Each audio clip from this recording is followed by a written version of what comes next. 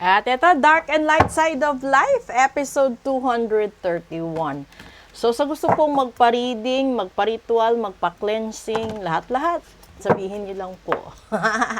Okay, alamin po natin saan manggagaling yung problema ninyo.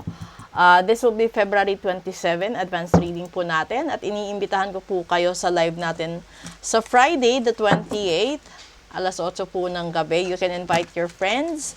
At pwede rin kayong mag-book ng reading ahead kasi patapos na yung buwan. At kung gusto niyo malaman kung ano yung meron sa Marso ninyo, mas mainam na gawin po ninyo yan today or bago mag-28.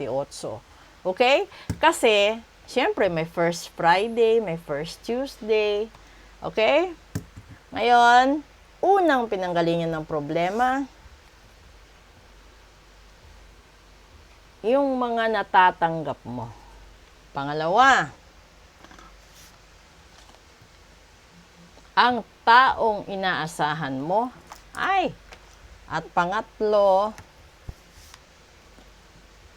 at isa pang tao. Diyos ko. Ngayon, no, napa-Diyos ko ako dito. Dahil, yung 8 of Wands is magandang balita. At isa itong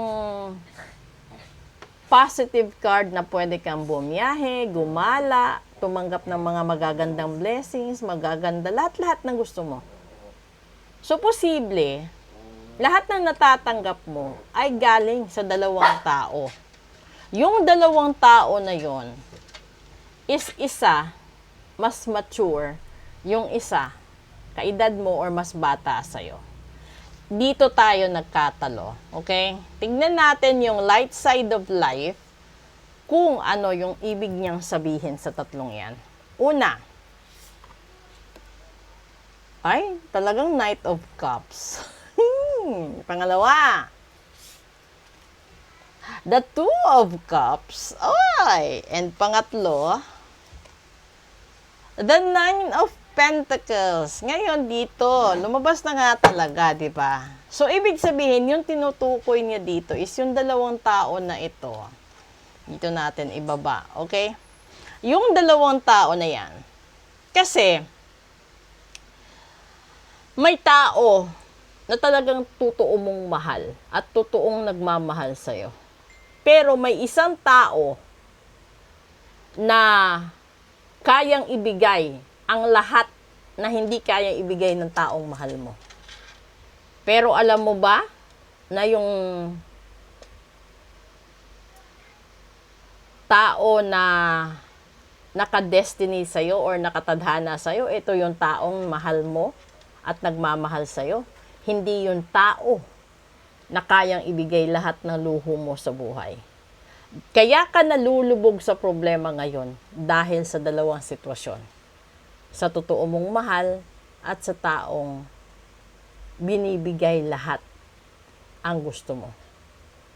So, siguro self-explanatory naman po yan eh. Kung ano man yung mapipili mo or hindi ka pa rin sigurado, ipa-reading mo, ipa-ritual mo, para malaman mo kung sino talaga sa kanila ang dapat mong i-keep sa buhay mo. Kasi hindi naman lahat ng tao na nagbibigay ng marangyang bagay ay masama.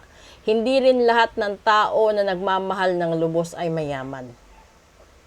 Dito tayo nagkakatalo dahil minsan hindi lang natin kayang pagsabayin na lutasin yung problema natin sa pansarili natin, sa problema ng pamilya, kung saan hindi rin natin sila kayang pabayaan.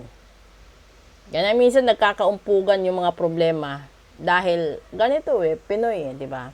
Pero kung gusto mong mag-guide kung ano ang dapat mong unahin, kung ano ang dapat mong seryosohin at kung saan ka dapat mag-focus, ipa-reading mo nang magkaroon ng maganda na proseso at pattern ang buhay mo. Lalong-lalo na papasok yung summer. Maraming magastos at papasok yung graduation, etc. etc. pa po. Okay? So, proceed tayo sa real talk natin. Hindi ko na ipatatagalin yung explanation dito kasi alam niyo naman ito eh. This is a general reading. If you want to book a personal reading, mas maganda po. Thank you and good afternoon.